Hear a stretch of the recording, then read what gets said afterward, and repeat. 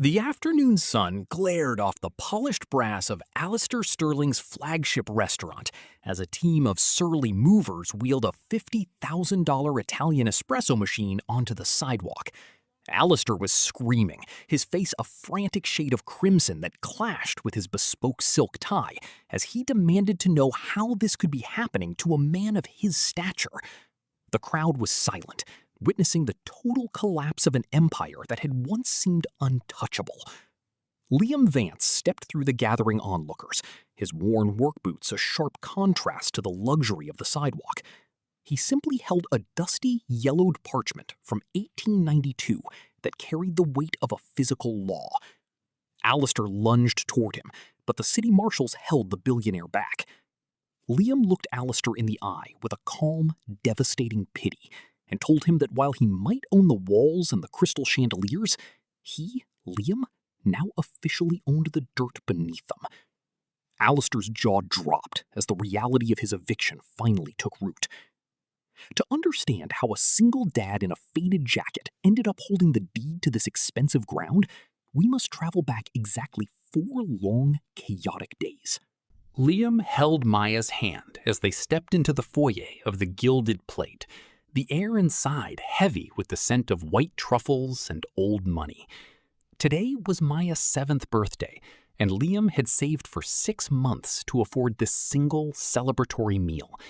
They were dressed in their Sunday best, Liam in a clean, ironed button-down, and Maya in a simple floral dress. But against the velvet and gold leaf of the restaurant, they looked like intruders from another world. Alistair Sterling, the owner, appeared instantly, his eyes scanning Liam's scuffed workman's boots with a sneer of pure, unfiltered disgust. He didn't ask for a reservation. He simply blocked the path, his voice dripping with condescension as he informed them that his establishment was reserved exclusively for people of substance. Alistair laughed, telling the dining room that the smell of a hardware store didn't pair well with a vintage Bordeaux. He snapped his fingers, and 2 large security guards gripped Liam by the shoulders, dragging him and a crying Maya toward the exit, as the wealthy patrons snickered behind their linen napkins. Liam didn't shout or fight. He maintained a quiet, observant dignity, even as he was shoved onto the hot concrete of the sidewalk. Alistair stood in the doorway, a predator who thought he had just cleaned up his guest list. He saw a man who couldn't afford a steak, never realizing he was looking at the man who knew the deadly secret hidden in zoning laws. Liam sat on the weathered park bench, the cold wind of late autumn brushing against his face as he pulled Maya into a protective embrace. The birthday girl's floral dress was stained with a single tear, her festive mood shattered by Alistair's biting insults. To a child, the rejection felt like a physical blow, a loud and public declaration that they didn't belong in the world of light and crystal. Liam reached into his canvas bag and pulled out a worn, leather-bound map case, its surface dark and polished by years of careful handling. This was the only piece of Claire he had left. His late wife had been a brilliant historian of city architecture, a woman who spent her life tracing the skeletal history of the town through forgotten blueprints and ancient municipal records. She had always told him that the most beautiful buildings often hid the darkest secrets in their foundations. Liam traced the embossed initials on the leather, feeling a sudden grounding connection to her strength. He looked Maya in the eye and spoke in a voice that was low and steady, telling her that strong houses are always built on truth, not just gold. He explained that Alistair Sterling might have the shiny walls, but he lacked the integrity of the soil beneath them. Maya touched the brass buckle of the case, her sobbing slowing as she felt her father's unshakable calm. Inside that map case lay a yellowed title deed that had been forgotten by the city for over a century, a document that Claire had found but never had the chance to use.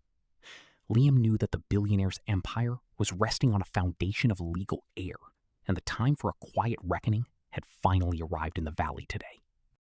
Liam stood on the sidewalk for a moment after the heavy brass doors of the Gilded Plate had been slammed shut, his gaze not on the retreating billionaire, but on the ground beneath his own heavy boots.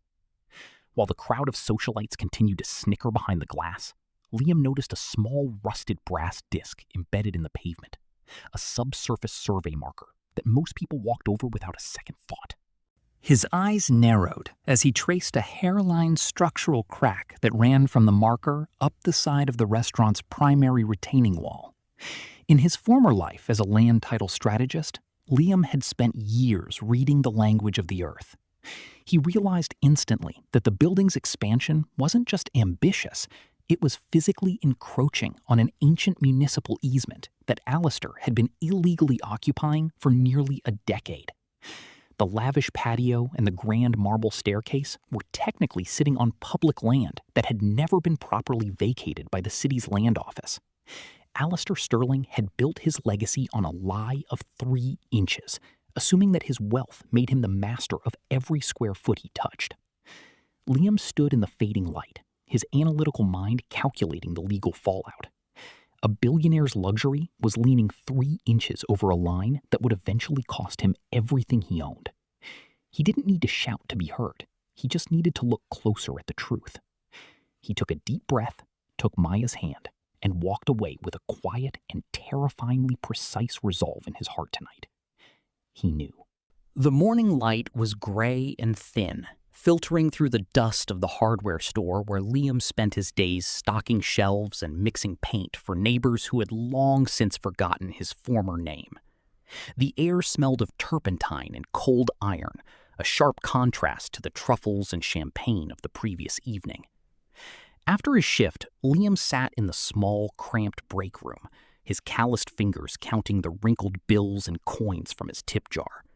He performed the mental math he had done 1,000 times before, realizing with a heavy, cold knot in his chest that he was exactly $150 short of Maya's quarterly medical insurance premium. He looked at the photo of his daughter on his phone, her bright smile a constant reminder of the stakes he was playing for. The struggle wasn't just about survival, it was about providing a safe harbor in a world that had become increasingly hostile. Suddenly, the television in the corner flared to life with a breaking news clip. There was Alistair Sterling, standing on a podium in a $15,000 suit, bragging to a cluster of reporters about his upcoming billion-dollar expansion of the Gilded Plate. Alistair spoke of progress and legacy, mocking the small-minded residents who he claimed were holding the city back. The contrast in their lives was a sharp, jagged pain that throbbed in the back of Liam's throat. He needed $150 for a premium to keep his daughter healthy, while Alistair was about to need millions for a team of lawyers to defend a foundation that didn't even belong to him. Liam stood up, his jaw set with a quiet, stubborn resolve, as he realized that the time for being a victim was finally and truly over. He was done. Alistair Sterling didn't just want a restaurant, he wanted a kingdom. That Tuesday, under the glare of flashbulbs and the sycophantic applause of the city council, he stood on a temporary stage in front of the Gilded Plate to announce the birth of Sterling Legacy Square. He gestured broadly toward the surrounding street with a diamond-encrusted hand, his voice booming with a predatory confidence as he promised to purge the neighborhood of its rust and its low-income residents, who he claimed were eyesores on the city's potential. To Alistair, the neighborhood wasn't a community. It was a blight to be scraped away like barnacles from a luxury yacht. He mocked the local shopkeepers and the families like Liam's, calling them remnants of a failed era who were standing in the way of a billion-dollar future. He was obsessed with the aesthetic perfection of his legacy, speaking in grandiose terms about structural efficiency and cultural refinement. He was so blinded by the golden vision of his new empire that he failed to notice the legal reality of the ground he was standing on. He had commissioned a massive expansion plan that required total control of the city block, completely unaware that his primary building sat on what land title strategists call a severed estate, a rare and archaic legal situation where the ownership of the building and the land beneath it had been permanently uncoupled in 1892. Alistair was measuring for new curtains, while his foundation was resting on a legal sinkhole. The midnight oil burned in a single low-wattage bulb above Liam's kitchen table, casting long, distorted shadows across the mountain of yellowed municipal maps and scanned land registries. While Alistair was likely drinking expensive brandy in his penthouse, Liam was deep in the digital and physical archives of the city's forgotten history. He moved through the data with the rhythmic precision of a master strategist, his eyes narrowing as he cross-referenced a specific land grant from the 19th century. He whispered the technical terms to the empty room, his analytical mind dissecting the legal architecture of the city block. The 1892 grant had established a rare fee-simple land right for the Vance family ancestors, a specific type of absolute ownership that was never legally converted or extinguished during the chaotic 1945 municipal rezoning. He realized with a sudden electric surge of adrenaline that the land Alistair Sterling believed he controlled was never actually sold to the developers. It had merely been leased on a 99-year term that had quietly expired exactly 24 hours ago. The Billionaire's restaurant was technically a trespasser on a piece of earth that had been abandoned by the system but preserved by the law. Liam was performing a surgical extraction of a billionaire's property rights, tracing the genealogical and legal threads that tied the soil back to his own name. He felt Claire's presence in the quiet room, her historian's intuition guiding his hand across the ancient maps. By dawn, he had the evidence he needed, a bulletproof chain of custody that proved the Sterling Legacy Square was built on a foundation of air. He leaned back, his weary eyes reflecting the cold blue light of the monitor, knowing that the billionaire's pride was about to meet the unyielding truth of the dirt. He was ready. The local coffee shop was a hive of frantic, wide-eyed speculation about the coming Sterling Legacy Square, and the air was thick with the judgment of those who believed wealth was synonymous with wisdom. Liam walked in to grab a coffee before his shift, and the room went deathly silent. The neighborhood elite, men in pristine athletic gear and women clutching designer bags, looked at him with a mixture of pity and impatience. They had been seduced by Alistair's glossy brochures and the promise of rising property values, and they viewed Liam as a bitter failure who was selfishly standing in the way of a billion-dollar future. They whispered loud enough for him to hear, calling him a relic of the past who should just take whatever payout Alistair was offering and move out of the way for progress. To them, Liam was a ghost in his own street, a man whose quiet integrity was seen as an annoying eccentricity that was costing them money. They laughed at his worn jacket and his hardware store shift work, mocking the idea that a common laborer could have any say in the architectural destiny of the city. They sided with the billionaire's power, treating Alistair like a king and Liam like a peasant who had forgotten his place in the hierarchy. They were so blinded by the golden vision of the new development that they failed to see the man who was currently holding the deed to the ground they were standing on. They were laughing at the man who was about to become their new landlord, oblivious to the fact that the hierarchy was about to be flipped on its head. He simply walked away. Liam walked into the gleaming corporate lobby of Sterling Holdings, his heavy boots sounding like an alarm against the polished marble. He wasn't there to beg or to vent his frustration. He was there because he owed a debt to the history Alistair was currently trying to erase. He reached the penthouse office, where Alistair sat behind a desk made of fossilized wood, surrounded by the high-tech toys of a man who believed he was untouchable. Liam didn't wait for an introduction. He spoke in a voice that was low and carried the weight of a physical fact, telling Alistair that he needed to look at the 1892 ground lease immediately. He explained that the building was technically in adverse possession because the lease had lapsed 48 hours ago without a formal renewal. The billionaire looked up, his eyes scanning Liam's faded hardware store uniform and the faint traces of paint on his knuckles, before a thin, mocking smile spread across his face. Alistair laughed, a cold, sharp sound that echoed off the high-performance glass walls, and pulled a single $20 bill from his gold clip. He flicked the money at Liam, watching it drift to the carpet, and told him to go buy a better shirt before he tried to play lawyer with the big boys.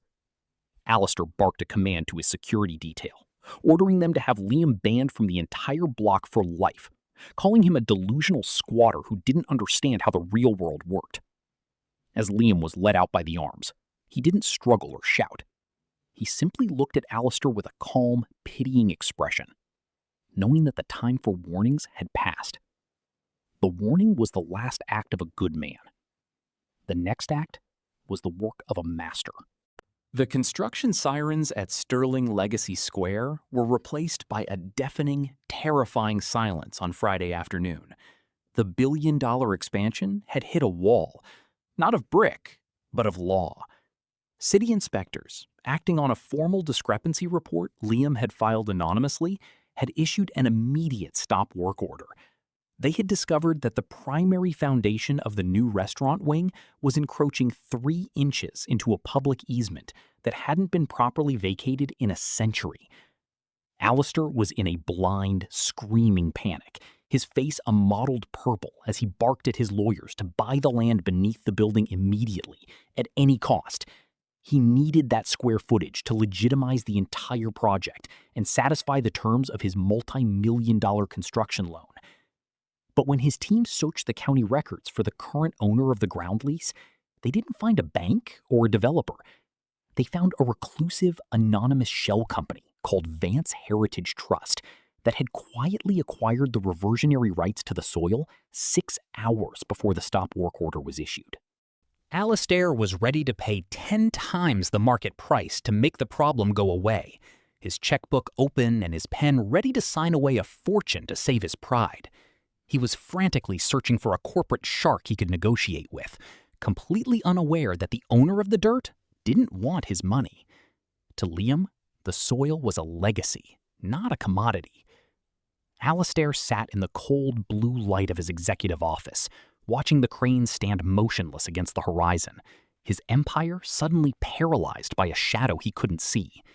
The clock was ticking toward a catastrophic default that would leave Alistair Sterling with nothing but a mountain of lawsuits and a very expensive pile of bricks. The ground was shifting. Liam sat in the quiet of his kitchen, the Vance Heritage Trust document spread across the worn wood like a map of a battlefield. He held the power to demand Alistair Sterling's entire life savings, to strip the billionaire of every asset he had accumulated through years of predatory greed. The legal levers were in his hand, and the urge for a cold, absolute revenge was a heavy, intoxicating pulse in his veins. He looked at Maya, who was sitting on the rug nearby, her brow furrowed as she colored a picture of a house with a giant, smiling yellow sun. She called it her happy home. He thought of the elderly neighbors Alistair had threatened to evict just days ago, the families who lived in fear of the billionaire's legacy square. If Liam took the money, he would become just another shark in a suit, a man who traded his soul for a number in a bank account. But he remembered Claire's voice, telling him that truth isn't a weapon, it's a foundation. He realized that true justice isn't about winning or destruction. It's about restoring the balance to a world that had tilted too far toward arrogance. He looked at the trust papers and then at his daughter's drawing, making a silent choice that had nothing to do with gold. The man who was kicked out of the dining room was now deciding if the restaurant would even exist by morning. He knew he must do what's right. The air in the municipal recorder's office was stagnant and smelled of old paper and bureaucratic indifference, a sharp contrast to the high-performance scent of luxury that defined Alistair Sterling's world. Liam sat on a hard plastic chair, his eyes fixed on the analog clock above the filing desk, his hands steady as he held the leather-bound map case. He moved with the cold, calculated precision of a master attorney, having spent the previous 48 hours navigating a labyrinth of legal loopholes that Alistair's high-priced lawyers had deemed too ancient to matter. Liam was preparing to execute the right of reversion, an archaic but absolute legal mechanism that allowed the original family grantor to reclaim the land if the tenant failed to renew the lease within a specific window. While Alistair was likely drinking a vintage Bordeaux in the dining room of the Gilded Plate, celebrating a billion-dollar future he didn't actually own, Liam was taking the floorboards from under his feet. The grace period for the 1892 ground lease was scheduled to expire at exactly 5 o'clock on this Friday afternoon. Because Liam had discovered a clouded title, a legal defect that made the property's ownership mathematically uncertain to any outside buyer, the land's market value had plummeted to a fraction of its potential. To the city, the dirt was a liability, but to Liam, it was a weapon. At precisely 4:59 and 59 seconds, he stepped to the counter and filed the certification of inheritance and the payment for the reversionary fee. The stamp hit the paper with a heavy, final thud that resonated through the quiet room like a gavel. The land was officially his. He had reclaimed the very earth Alistair stood upon for a price that wouldn't have covered the billionaire's monthly dry cleaning bill. The trap was closed. Now, the billionaire's polished marble floors were technically a criminal trespass on Liam's soil, and the absolute power had shifted forever in the cold silence of that government room. Liam stood up, adjusted his worn jacket, and walked out into the evening, knowing he had finally won. The grand ballroom of the Gilded Plate was a sea of black ties and silk dresses as Alistair Sterling hosted an emergency gala to assure his investors that the construction delay was merely a minor administrative hiccup. The air hummed with the electric tension of high-stakes gambling as Liam Vance walked through the heavy brass doors. He wasn't wearing a tuxedo. He was wearing the same faded hardware store jacket he had worn when he was kicked out 4 days ago. Alistair's face turned a mottled purple as he spotted the intruder, his voice booming with a sudden, jagged fury as he called for security to remove the trash from the premises immediately. Liam didn't flinch. He simply walked toward the head table and handed the chief of security, a local veteran named Miller who had seen Liam fixing tractors for free for years, a 2-page document. It was a formal notice to vacate, accompanied by a certified land ownership certification. Miller looked at the seal of the city recorder, then at Alistair, and finally back at Liam with a look of profound, quiet respect. To the billionaire's horror, the security guard didn't grip Liam's arms. He simply stepped aside and folded his hands behind his back. Liam looked Alistair in the eye, his voice low and carrying the weight of a physical fact, and told him that the Vance Heritage Trust was the official owner of the dirt beneath his feet. Alistair's face turned the sickly, translucent color of the cheap house wine he secretly served to people he thought were beneath him. He realized then that the hardware store worker he had mocked as a failure was the master of his entire legacy. The room went deathly silent as the truth of the takeover began to spread like ice across the polished marble. He was gone. Liam did not look at the panicking crowd or the trembling billionaire.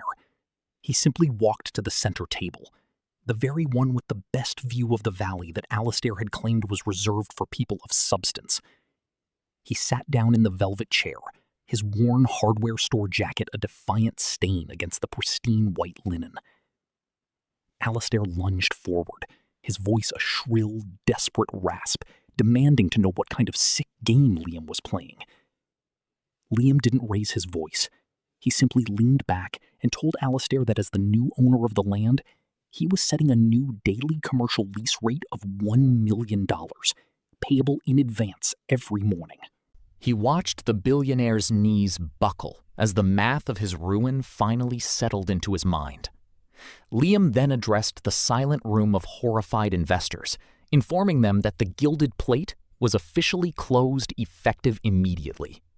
He revealed that the entire space was being repurposed into a community center and a low-cost kitchen for the very families Alistair had tried to purge from the neighborhood.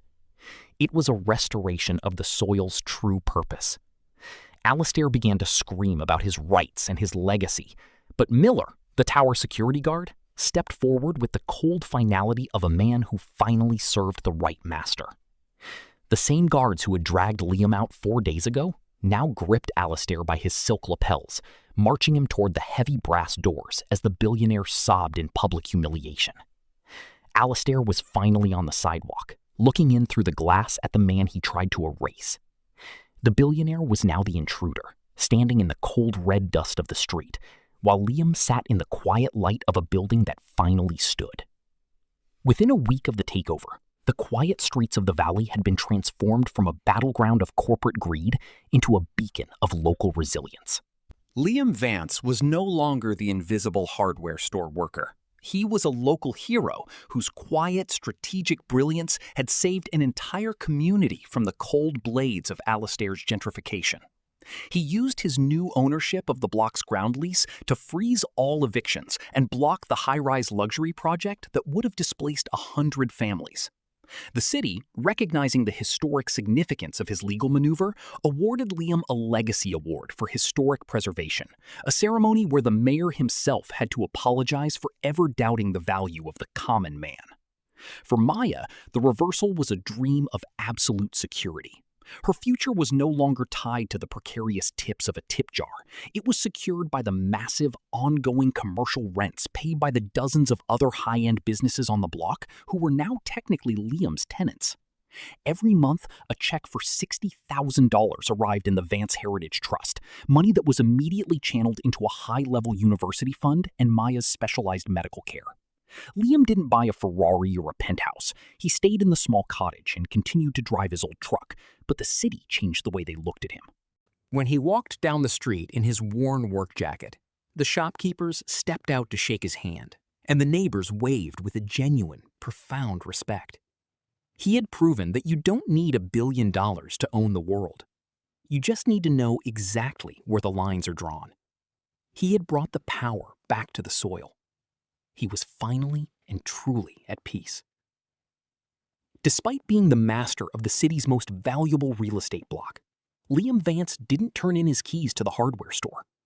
He continued to work his morning shift 3 days a week, standing behind the paint counter in his faded uniform, mixing colors for the same neighbors he had served for years.